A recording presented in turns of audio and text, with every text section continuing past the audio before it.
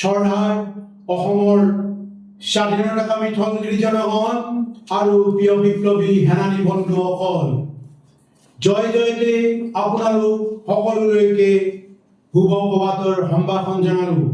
অসমৰ সংগ্ৰামী বুৰঞ্জীত বুৱতী সুঁতিত বলুকা পৰিবলৈ ধৰা সময়ছোৱাতে উপজা মাটিত প্ৰাণ ভৰি ভাল পোৱা থলগিৰি চিন্তা চেতনাই 1979 চনৰ 7 এপ্ৰিলৰ ৰংঘৰৰ বাকৰিত এটা নতুন গুটিয়ে পাতনি মেলা হেতুকে অসমৰ সমসাময়িক বুৰঞ্জীত আজিৰ পবিত্ৰ দিনটোৰ তাৎপৰ্য আৰু মহত্ব প্ৰতি থলগিৰি শৰীৰৰ ধমনী স্পন্দনৰ দৰে জাগ্ৰত, আৰু এই জাগ্ৰত চেতনা হৈছে প্ৰতিগৰাকী স্বাধীনতাকামী থলগিৰি হীৰাই হীৰাই স্পন্দিত হৈ থকা সন্মিত সহস্ৰ স্বাধীনতা বিপ্লৱৰ অবিৰতৰ গতি আৰু ঘোষিত লক্ষ্য উদ্দেশ্য সাধনৰ বাবে দৃঢ় সংকল্প, অদম্য সাহস, ত্যাগ, শৌৰ্যবৃত্ত মূৰ্ত প্ৰতীক। আজি সংযুক্ত মুক্তি বাহিনী অসম স্বাধীন সংগঠনৰ 47 সংখ্যক প্ৰতিষ্ঠা দিৱস উদযাপন কৰিবলৈ লোৱা ঐতিহাসিক ক্ষণত অলেখ দৃশ্য অদৃশ্য ঘাত প্ৰতিঘাত বাধা বিঘিনি নেওচি সন্মিত সহস্ৰ স্বাধীনতা বিপ্লৱৰ নিৰবিচ্ছিন্ন ধাৰা অব্যাহত ৰাখিবলৈ সক্ষম হোৱা সংগঠনৰ সমূহ সহযোদ্ধালৈ বৈপ্লৱিক শুভেচ্ছা জনোৱাৰ লগতে থলগিৰি জনগণে যি অকৃত্ৰিম মৰম চেনেহ আশীষ আৰু সহায় সহযোগিতা আগবঢ়াই আহিছে তেখেতসকললৈ সহস্ৰ প্ৰণাম আৰু বৈপ্লৱিক অভিনন্দন যাচিলোঁ। অসমীয়াই যিসকল শ্ৰেষ্ঠ সন্তানে সৰ্বোচ্চ ত্যাগ আৰু নিভাজ দেশ প্ৰেমৰ নিদৰ্শন দাঙি ধৰি অমৰমিতক বৰণ কৰিলে, সেইসকল মহান অমৰমিতক লৈও শ্ৰদ্ধাঞ্জলি জনালোঁ। প্ৰিয় থলগিৰি জনগণ আৰু বিপ্লৱী সেনানী বন্ধুসকল, অসম এই পবিত্ৰ ভূমি কেৱল এটা ভৌগোলিক অঞ্চল নহয়, ই হৈছে সমৃদ্ধ বুৰঞ্জী, সক্ৰিয় ৰাজনৈতিক অস্ত্ৰৰ পৰিচয়, এক সক্ৰিয় সভ্যতা, এক অনন্য সাংস্কৃতিক ঐতিহ্যৰ আধাৰ। প্ৰাচীন কালৰে পৰা মহান টাই জাতিয়ে থলগিৰি জনগণক লৈ সৃষ্টি কৰা সমৃদ্ধ আহোম বা আহোম পদ্ধতিৰ শাসন কাললৈকে আৰু তাৰ পিছতো অসমে নিজৰ স্বতন্ত্ৰ পৰিচয়, ভাষা, সংস্কৃতি আৰু ৰাজনৈতিক সত্তা বজাই ৰাখিছিল। আমাৰ পূৰ্বপুৰুষসকলে বহিঃশক্তিৰ আক্ৰমণ প্ৰতিৰোধ কৰি এই মাটিৰ গৰিমা অক্ষুণ্ণ ৰাখিছিল। দিনৰ পোহৰৰ দৰে সত্য যে গৌৰৱ উজ্জ্বল বুৰঞ্জী আমাৰ স্বাধীনতা বিপ্লৱৰ সম্বল আৰু ই আমাৰ আত্মবিশ্বাসৰ উৎস। অনস্বীকাৰ্য যে 1826 চনৰ 24 ফেব্ৰুৱাৰীত স্বাক্ষৰিত ইয়াণ্ডাবু সন্ধিৰে ব্ৰিটিছ আৰু বাৰ্মা দুয়োপক্ষই অসমক পূৰ্বৰ দৰে এখন স্বাধীন সাৰ্বভৌম দেশ হিচাপে আন্তৰ্জাতিক স্বীকৃতি দিয়ে যদিও সন্ধিপত্ৰখনৰ স্বাক্ষৰিত সময়ত থলগিৰিৰ কোনো প্ৰতিনিধি নথকাৰ সুবিধা বুজি বগা বঙালে সন্ধিপত্ৰৰ চৰ্তসমূহৰ বিষয়ে থলগিৰিক অন্ধকাৰত ৰাখি সেইদিনা মৰ্যাদাত বিশ্বাসঘাত আৰু প্ৰতাৰণাৰে অসমৰ স্বাধীনতাৰ বেলিমাৰ জোৱাইছিল। পিছলৈ এই সন্ধিৰ গৰিমাৰে আমাৰ উপজা মাটিত ব্ৰিটিছে ব্যৱহাৰ কৰাৰ চলেৰে যি ঔপনিৱেশিক শাসন প্ৰৱৰ্তন কৰিলে, সেই শাসনৰ ভাৰ কাললৈ অবৈধভাৱে তথাকথিত ভাৰতীয়সকলৰ হাতত দি আমাৰ উপজা ভূমিৰ স্বকীয় ৰাজনৈতিক অধিকাৰ বিলুপ্ত কৰিবলৈ উপক্ৰম হ'ল। স্মৰ্তব্য যে হাজাৰ বছৰীয়া গৌৰৱোজ্জ্বল স্বকীয় ঐতিহ্য বুৰঞ্জীৰে মহিমামণ্ডিত এই জাতিয়ে সক্ৰিয়তা হেৰুৱাই 201 বছৰ পাৰ হ'ল। পৰাধীনতাৰ শিকলি পিন্ধি এই 200 বছৰে জাতিটোৱে যি জীয়াতু যন্ত্ৰণা ভুগিলে, সেয়া পুনৰ দোহৰাৰ নিষ্প্ৰয়োজন। যিকোনো কালেই থলগিৰি মন মগজুৰ পৰা মচি পেলাব নোৱাৰি।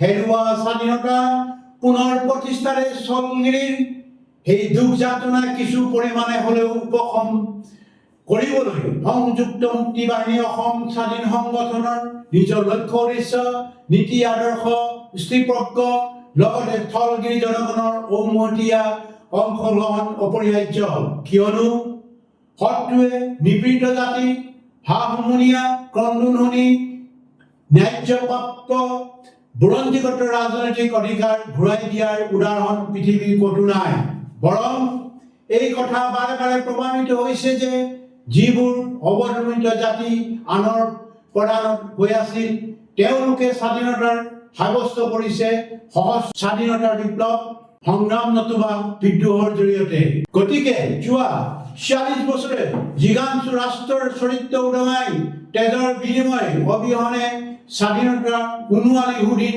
পোখা মেলিব যে নিদিয়ে ই ধুৰু স্পীড লক্ষ্য প্ৰাপ্তিৰ বাবে আমাৰ সংগঠনে কলিজাৰ কেঁচা তেজ ঢালি আহিছে আৰু প্ৰয়োজনত অধিক ঢালিবলৈ প্ৰস্তুত হ'ব লাগিব অন্যথা ঔপনিৱেশিক শাসন শোষণ দমন নিপীড়ন বাট মুকলি কৰি দিয়া ব্ৰিটিছৰ পথৰে সোমাই ভাৰত নামৰ অক্টোপাছটোৱে সমগ্ৰ স্থলগিৰি জাতিটোক কুঙা কৰি গৌবাকে গিলি পেলাবলৈ বেছি পৰ নালাগিব চৰ্দাৰ স্থলগিৰি জনগণ আৰু বিপ্লৱী সেনানী বন্ধুসকল আমাৰ উপজা মাটিৰ সাৰ্বভৌমত্ব হৰণ হোৱাত দাসত্বৰ বন্ধনত বান্ধ খোৱা সুদীৰ্ঘ ২০০ বছৰত মাৰ জোৱাৰ বেলি উদিত কৰিবলৈ অসম তথা অসমৰ স্থলগিৰি জনগণে কেইবাটাও সুযোগ হাততে পাই বাটত হেৰুৱালেও সুযোগ পুনৰ আহিছে এই সুযোগক মাওসীয়া জাগৰণে লব্ধ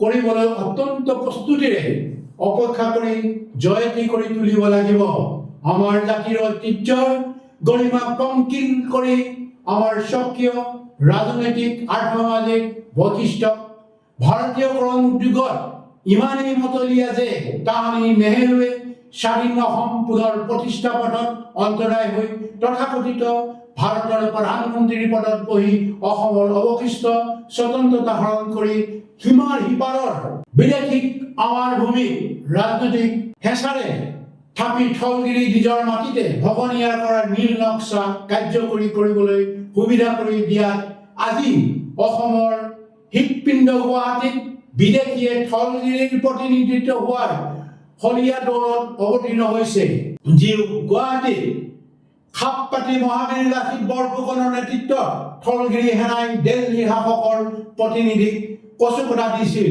এই গুৱাহাটীত আজি বিদেশীৰ ৰণদুন্দুবি যিটো স্থলগিৰিৰ বাবে লজ্জানতই নহয় আত্মহনন বিষয় হৈ পৰিছে প্ৰসংগক্ৰমে ঔপনিৱেশিক ভাৰত ৰাষ্ট্ৰৰ সংসদীয় ৰাজনীতি বিশ্বাসীসকলে আত্ম উপলব্ধি কৰাৰ প্ৰয়োজন যে ঔপনিৱেশিক সংবিধান সংসদীয় ৰাজনীতি আৰু তাৰ পৰিকাঠামোৰ দ্বাৰা পৰিচালিত ব্যৱস্থাসমূহে অসমৰ স্থলগিৰি জনগণৰ অভিকাংশ কেতিয়াও পূৰণ কৰিব নোৱাৰে আৰু নকৰে বৰঞ্চ ই স্থলগিৰি আত্মপৰিচয় বিলুপ্ত কৰাতহে উদগনি যোগাই আহিছে ঔপনিৱেশিক ভাৰতীয় ৰাজনীতি শাসনৰ জৰি ধৰি যদি কোনোবা দেশীয় ৰাজনৈতিক নেতাই মেৰা ভাৰত মহান পক্ষৰ আওৰাই অসমৰ স্বকীয় ৰাজনৈতিক অস্তিত্ব আৰু সম্পদৰ সুৰক্ষা প্ৰদান কৰিম বুলি ভাবিছে তেনেহ'লে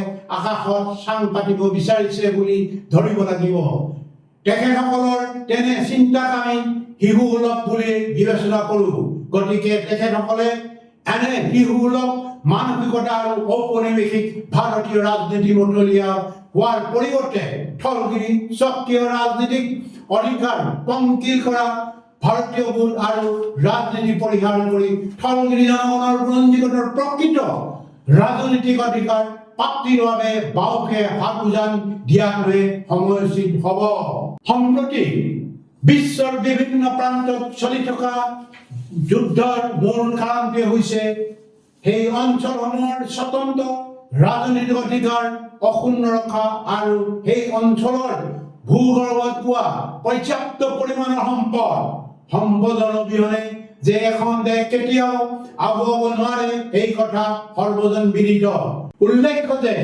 যি সময়ত ঠগগিৰি গণ্যমান্য পুৰোধাসকলৰ চিন্তা চৰ্চা জাতীয় স্বাৰ্থ স্বতন্ত্ৰ ৰাজনৈতিক অধিকাৰৰ সপক্ষে হ'ব লাগিছিল, নৱপ্ৰজন্মৰ চিন্তা চেতনা অসমৰ সম্পদৰ সংৰক্ষণ আৰু তাক সৎব্যৱহাৰৰ বাবে হ'ব লাগিছিল। সেই সময়ত ঔপনিৱেশ ৰাষ্ট্ৰযন্ত্ৰৰ বিভিন্ন উপাদানসমূহে আমদানি কৰি দিয়া অশুভ সংস্কৃতিক প্ৰবীণ নবীন সকলোৱে ৰঙীন চশমা পিন্ধি মতলীয়া হোৱা কাৰ্যই জাতিটোৰ বাবে অত্যন্ত দুৰ্ভাগ্যজনক। জাতিটোৰ এনে জটিল সন্ধিখনতো যদি জাতীয় পুৰোধাসকলে মস্তিষ্কৰ দুৱাৰ খোলা নাযায়, তেনেহ'লে অসমৰ বৃহত্তৰ ঠগগিৰি জাতিটো কালৰ গৰ্ভত যোৱাটো ধুৰো।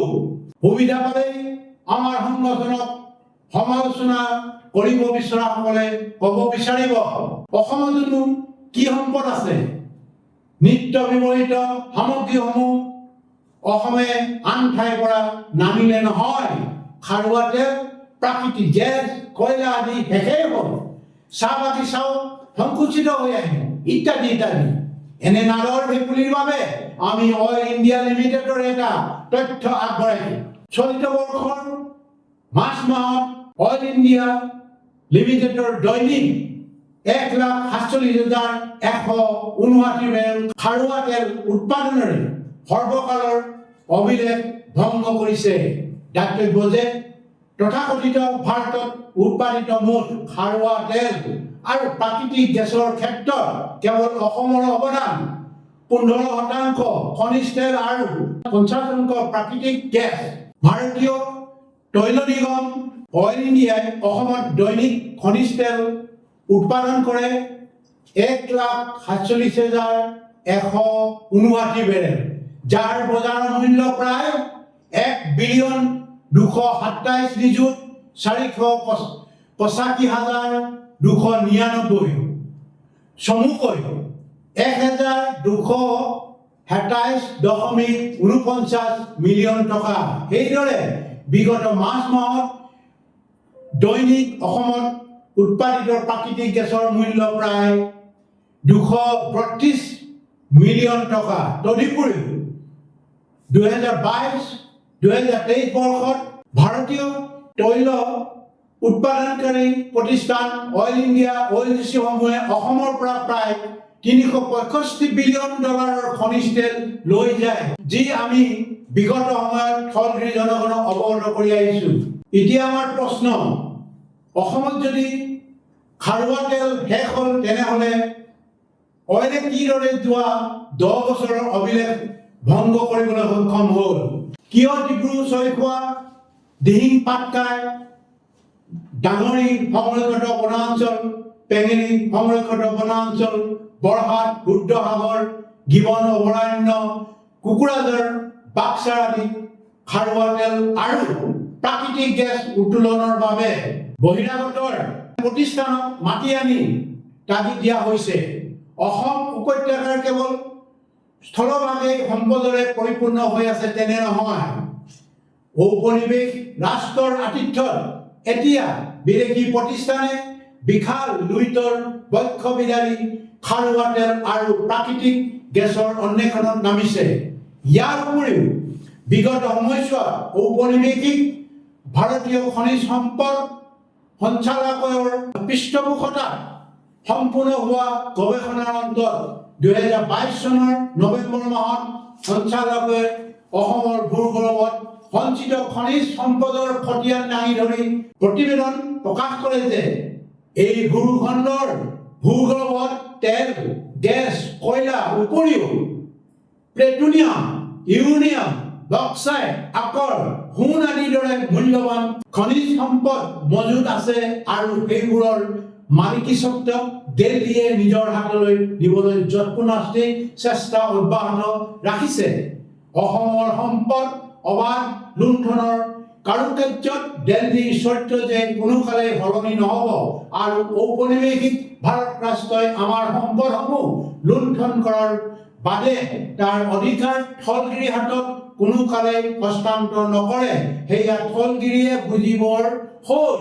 হিতাধিকাৰী আঁচনিৰ ধূল হোৱাতকৈ ঠগগিৰিয়ে অসমৰ ভূগৰ্ভত সঞ্চিত হৈ থকা সম্পদৰ ওপৰত 100% অধিকাৰ বিচাৰিবলৈ হ'ল পৰিধানযোগ্য যে স্থলগিৰিয়ে ন্যায্যপ্ৰাপ্ত অধিকাৰ বিচাৰিলে সাম্ৰাজ্যবাদী ভাৰত ৰাষ্ট্ৰই এয়া দয়া কেতিয়াও নকৰে। আনহাতে আমাৰ সম্পদসমূহ সংৰক্ষণ আৰু সৎ ব্যৱহাৰৰ বাবে স্থলগিৰিৰ স্বতন্ত্ৰ ৰাজনৈতিক অধিকাৰ প্ৰাপ্তি অপৰিহাৰ্য। গতিকে স্থলগিৰিয়ে দুবাহুৰ শকতিৰ সমান্তৰালকৈ আন্তঃৰাষ্ট্ৰীয় আদালতৰ মজিয়াত যুক্তি তৰ্কৰে তাক আজুৰি আনি প্ৰতিষ্ঠা কৰিব লাগিব। শ্ৰদ্ধাৰ স্থলগিৰি জনগণ, আমি সকলোৱে বুজি পোৱা প্ৰয়োজন যে আমাৰ সম্পদৰ ওপৰত সক্ৰিয় অধিকাৰ সাব্যস্ত কৰিবলৈ হ'লে আমাৰ হেৰুৱা গৰিমা সাৰ্বভৌম স্বাধীন অসম পুনৰ প্ৰতিষ্ঠাৰ বিকল্প নাই। এইটো সম্ভৱপৰ হ'ব স্থলগিৰিত মাউসীয়া প্ৰচেষ্টাৰ জৰিয়তে। ওপৰত উল্লেখ কৰাৰ দৰে স্বাধীন অসম পুনৰ প্ৰতিষ্ঠাৰ সুযোগ অসমে বহুবাৰ হেৰুৱাইছে যদিও সেই সুযোগ পুনৰ আহিছে। মান আৰু ব্ৰিটিছৰ মাজত স্বাক্ষৰিত ইয়াণ্ডাবু চুক্তি প্ৰত্যয় ইতিমধ্যে 200টা বছৰ অতিক্ৰম কৰাৰ লগে লগে উক্ত চুক্তিখনৰ বৈধতা যৌৱনিকা পৰিল। এতিয়া ঔপনিৱেশিক দাসত্ব বান্ধনৰ পৰা জননী জন্মভূমিক মুকলি কৰাৰ সময়। সেয়েহে স্থলগিৰি জাতি পুৰোধাসকলৰ লগতে বিভিন্ন দল সংগঠনে ইয়াণ্ডাবু সন্ধিপত্ৰক সম্বল হিচাপে লৈ আন্তঃৰাষ্ট্ৰীয় ন্যায়ালয়ৰ জৰিয়তে অসমে হেৰুৱা স্বাধীনতা পুনৰ ফিৰাই অনাৰ ন্যায়িক যুদ্ধত অৱতীৰ্ণ হ'বলৈ আজিৰ এই বিশেষ দিনটো বিনয়ে গুহাৰি জনালো। উল্লেখ্য যে অসমৰ জাতীয় জীৱনৰ মহীৰূহ অম্বিকাগিৰি ৰায়চৌধুৰীদেৱে কৈছিল, অসমৰ স্থলগিৰি জনগণে সৰু সৰু সমস্যাসমূহৰ ওপৰত চিন্তা চৰ্চা কৰি সময় অপব্যয় কৰিলে মূল সমস্যাটো হেৰুৱাই ধৰিবলৈ দিয়া হ'ব। সততে সংযুক্ত মুক্তি বাহিনী অসম স্বাধীন সংগঠনক সমালোচনাৰ লক্ষ্য কৰি লোৱাসকললৈ আমাৰ প্ৰশ্ন, অম্বিকাগিৰি ৰায়চৌধুৰীদেৱে এই তাৎপৰ্যপূৰ্ণ কথাষাৰ গঢ়াৰ্থ আপোনালোকে কেতিয়া উপলব্ধি কৰিব? আমি সকলোৱে জনা প্ৰয়োজন যে নিউজিলেণ্ডৰ মূল বাসিন্দা মাওৰী জাতিয়ে এক দীঘলীয়া সংগ্ৰামৰ অন্তত 1840 চনত তৃতীয় ৱাইটিংৰি সন্ধিৰ পত্ৰ যোগে নিউজিলেণ্ডৰ যি স্বাধীনতা সাব্যস্ত কৰিছিল, যদিও সেই সময়ত ব্ৰিটিছ প্ৰতিনিধিয়ে ব্যৱহাৰ কৰা জটিল একাধিক অৰ্থপূৰ্ণ শব্দ ব্যৱহাৰ অৰ্থ মাওৰীসকলে বুজি নোপোৱাৰ বাবে প্ৰথমে তেওঁলোকে স্বাধীনতা লাভ কৰা বুলি ভাবিলৈ পিছলৈ যেতিয়া ব্ৰিটিছে সকলো ক্ষেত্ৰতে নিজৰ ক্ষমতা প্ৰয়োগ কৰিবলৈ ধৰিলে তেতিয়াহে তেওঁলোকে বুজি পালে যে স্বাধীনতাৰ নামত মাওৰী জাতিটো প্ৰতাৰিত হ'ল। ব্ৰিটিছে তেওঁলোকক প্ৰতাৰণা কৰিলে। মাওৰী সকলৰ দৰে পশ্চিম দক্ষিণ পূব এছিয়াৰ স্থলগিৰি জনগণেও উপনিৱেশিক ভাৰত ৰাষ্ট্ৰৰ প্ৰতাৰণাৰ দলিলৰ একোটা জ্বলন্ত উদাহৰণ। তথাকথিত ভাৰত আৰু ৱেছিয়াৰ উমৈহতীয়া শত্ৰু ব্ৰিটিছক দেশান্ত কৰি ৱেছিয়া অঞ্চলক এক স্বতন্ত্ৰ ৰাষ্ট্ৰ হিচাপে প্ৰতিষ্ঠা কৰিবলৈ ৱেছিয়া অঞ্চলৰ স্থলগিৰি ৰাইজে ব্ৰিটিছৰ বিৰুদ্ধে স্বাধীনতাৰ সংগ্ৰামত জঁপিয়াই পৰিছিল। পিছলৈ 1947 চনত ব্ৰিটিছে ভাৰতীয়সকলৰ হাতত ক্ষমতা হস্তান্তৰ কৰিলে তেতিয়া ভাৰতীয় জাতীয় কংগ্ৰেছে ৱেছিয়া স্থলগিৰি জনগণক পঠিয়াই নিয়াবলৈ যে ভাৰতীয়সকলৰ সমান্তৰালকৈ ৱেছিয়া তথা অসমে আৰু মাৰ্জ এগ্ৰিমেণ্টৰ যোগে মণিপুৰেও স্বাধীনতাৰ ন্যায্যপ্ৰাপ্ত অধিকাৰ লাভ কৰিব। কিন্তু ভাৰতীয়সকলৰ সেই আশ্বাসত ভুল নগৈ নাগা ভাইসকলে নিজৰ স্বাধীনতা ঘোষণা কৰিছিল।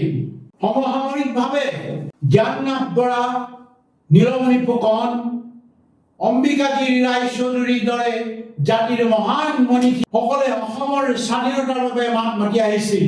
নগা ভাইসকলৰ স্বাধীনতা ঘোষণা আৰু আমাৰ জাতিৰ পুৰোধাসকলৰ তেতিয়া স্বাধীনতাৰ চিন্তা চেতনাৰ ভুল নাছিল সেয়া সাম্ৰাজ্যবাদী ভাৰতে প্ৰমাণ কৰিবলৈ বেছি পৰ নললে, যাৰ বাবে এই ভূখণ্ডৰ জনগণে পুনৰ নিজৰ স্বাধীনতা বিচাৰি সহজ সংগ্ৰামৰ পাতনি মেলিব লগা হ'ল। পিছলৈ উপনিৱেশিক ভাৰত ৰাষ্ট্ৰই নাগা জাতিৰ লগত শ্বিলং চুক্তিৰ জৰিয়তে নাগা ভাইসকলক প্ৰাপ্য অধিকাৰৰ পৰা বঞ্চিত নকৰাৰ প্ৰতিশ্ৰুতি দিলেও সেয়া ফলপ্ৰসূ নোহোৱাত 2015 চনত পুনৰ নাগা ফ্ৰেমৱৰ্ক চুক্তি স্বাক্ষৰিত কৰে। কিন্তু সাম্প্ৰতি সেয়াও সাম্ৰাজ্যবাদী ভাৰতীয় সকলৰ প্ৰতাৰণাৰে অংশ। নগাসকলৰ দৰে মিজো, ত্ৰিপুৰী, বড়োসকলেও চুক্তিৰ নামত প্ৰতাৰণা হ'ব লগা হ'ল। বাদ পৰা নাই অসমৰ থলগিৰি, অসম আন্দোলনৰ অসম চুক্তি, আলফাৰ তথাকথিত শান্তি চুক্তি, ঔপনিৱেশিক ভাৰতৰ প্ৰতাৰণা দলিলৰ জীৱন্ত উদাহৰণ। আনহাতে ঔপনিৱেশিক ব্ৰিটিছৰ বিৰুদ্ধে 150 বছৰীয়া স্বাধীনতা সংগ্ৰাম অব্যাহত ৰখা আমেৰিকান থমাছ জেফাৰচনৰ দৰে একাংশ ব্ৰিটিছ চৰকাৰৰ অংশীদাৰী হৈ থাকিলেও নিৰস্বভাৱে স্বাধীনতা সংগ্ৰামত অংশগ্ৰহণ কৰি জৰ্জ ৱাশ্বিংটনৰ নেতৃত্বৰ সহস্ৰ স্বাধীনতা বিপ্লৱক উৎসাহিত কৰি 1974 চনত আমেৰিকাৰ স্বাধীনতা ঘোষণা কৰিছিল। আমেৰিকাৰ স্বাধীনতা সংগ্ৰামৰ নিৰস্ব পন্থাৰ দ্বাৰা অসমৰ বুদ্ধিজীৱী মহল অনুপ্ৰাণিত হোৱাৰ প্ৰয়োজন আৰু এয়া সময়ৰ আহ্বান। আজি পবিত্ৰ দিনটোত এই ঔপনিৱেশিক ভাৰত ৰাষ্ট্ৰৰ প্ৰতাৰণা প্ৰবঞ্চনা দলিলত লিপিবদ্ধ কথাখিনিৰে ৰাইজক সোঁৱৰাব খুজিছো যে স্বাধীন অসমৰ প্ৰাসংগিকতা নোহোৱা হৈ পৰাৰ সলনি তুংগতে উঠিছে। টুকুৰি 7 বছৰীয়া সিদ্ধান্ত আজিও অমোঘ সত্য। অসম ভূমি আৰু থলগিৰি জাতি হত্যাক বচাবলৈ হ'লে অসমৰ স্বাধীনতা পুনঃ প্ৰতিষ্ঠা কৰাৰ বিকল্প নাই। আজিৰ এই বিশেষ দিনটো আমাৰ বাবে কেৱল এটা উদযাপনৰ দিন নহয়, ই হৈছে আমাৰ জাতীয় দায়িত্ব, সাহস, শৃংখলা আৰু দেশপ্ৰেমৰ গৌৰৱ কথা স্মৰণ কৰি অংগীকাৰবদ্ধ হোৱাৰ দিন। আমাৰ প্ৰত্যয় ভৰা বিশ্বাস সাৰ্বভৌম স্বাধীন অসম প্ৰতিষ্ঠাৰ পিছত আমাৰ মানৱ সম্পদ আৰু থলগিৰি ভূগৰ্ভত সঞ্চিত সম্পদেৰে আমাৰ উপজা মাটিক এখন সৰ্বাংগ সুন্দৰ বিজ্ঞানসন্মত ৰাষ্ট্ৰ হিচাপে জগত সভাত প্ৰতিষ্ঠা কৰিবলৈ সক্ষম হ'ম। সংযুক্ত মুক্তি বাহিনী অসম স্বাধীন সংগঠনৰ প্ৰতিষ্ঠাৰ এই অন্যান্য দিনত উপজা মাটিৰ সমূহ থলগিৰি ৰাইজৰ আশীষ আৰু ঐক্যবদ্ধ সংগ্ৰামৰ কামনা কৰিলো যেন চেনেহী অসমীয়াই সুকীয়া পৰিস্থিতি জগত সভাত শীঘ্ৰেই সাৰ্থকতা লব্ধ পথে আস্থাৰে অগ্ৰসৰ হ'বলৈ আমি সমৰ্থ হওঁ। লগতে আমাৰ এই 47 বছৰীয়া স্বাধীনতা সহস্ৰ বিপ্লৱখনৰ অবিৰতভাৱে আগুৱাই নিবলৈ পশ্চিমা দক্ষিণ পূব অঞ্চলৰ যিসকল দল সংগঠন আৰু থলগিৰি ৰাইজে অকুণ্ঠ সঁহাৰি আগবঢ়াইছে তেখেতসকললৈ আজিৰ এই বিশেষ দিনটো সংগঠন হৈ কৃতজ্ঞতা জ্ঞাপন কৰিলো। বিগত 40 বছৰীয়া যি পাৰস্পৰিক মিত্ৰতা, একতা, সাহস, সহযোগিতা সেয়া যেন আৰু অধিক দৃঢ় হওক। তেতিয়াহে আমাৰ প্ৰত্যেকৰে নিজ নিজ লক্ষ্যত উপনীত হ'বলৈ সোপান হ'ব। ঐক্য হৈছে আমাৰ আটাইতকৈ ডাঙৰ শক্তি। মতভেদ থাকিব পাৰে, কিন্তু লক্ষ্য একে হ'ব লাগিব। বিভাজন আৰু ঘৃণাই কেৱল দুৰ্বল কৰে, ঐক্য আৰু সহযোগিতাই শক্তিশালী কৰে। আহক ঐক্যবদ্ধ হৈ এই অসাধ্য সাধন কৰোঁ।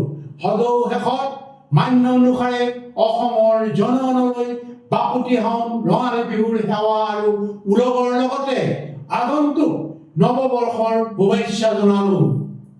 জয় আই অসম, জয় আই অসম।